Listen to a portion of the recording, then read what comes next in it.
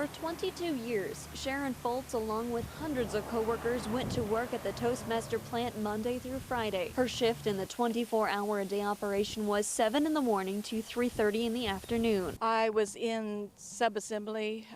Initially, I started out with winding the wire on the elements. Then I went to the toaster line and built toasters. Then eventually I went to the heat tube department, which we made the heating tubes for the toaster ovens. But for as long as 50 years, EPA records show a toxic chemical was leaking into the ground, TCE.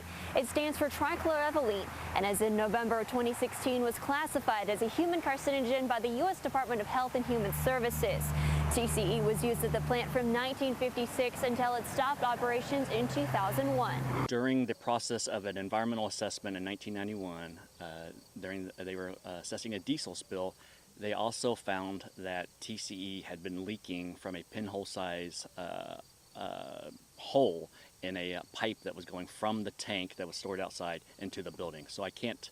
I wouldn't be able to tell you the extent of the release. But a room packed with dozens of former Toastmaster employees say they didn't hear about the hazardous chemical leak until late in the summer of 2016 at a meeting with the EPA that was meant to inform those living near the old Toastmaster plant about TCE testing in their homes. There were at least 2 times during the time I worked there that all of a sudden they would shut everything down and shovel us all to the closest outside doorways because of fumes.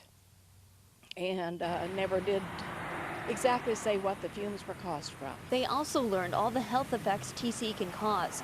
According to the Department of Health and Senior Services, pregnancy complications, liver and kidney damage, cancers, and even death. John Frey, the site manager for the TCE cleanup from the EPA, says not as much was known about the health effects of TCE during the time the plant was in operation. I think TCE is like any other chemical that we're discovering now through science, through long-term exposures that people, it's kind of like lead. The analogy I use is that back in the 50s we put lead in our paint and we put it on our house and put it inside of our house, and now we know that we're not supposed to be putting lead in our paint. And so TC is a similar thing where we know that exposures above certain levels are not healthy for us. Sharon says she understands that no one could have known how dangerous TCE may have been to be around. You expect for the chemicals to be properly vented, properly controlled.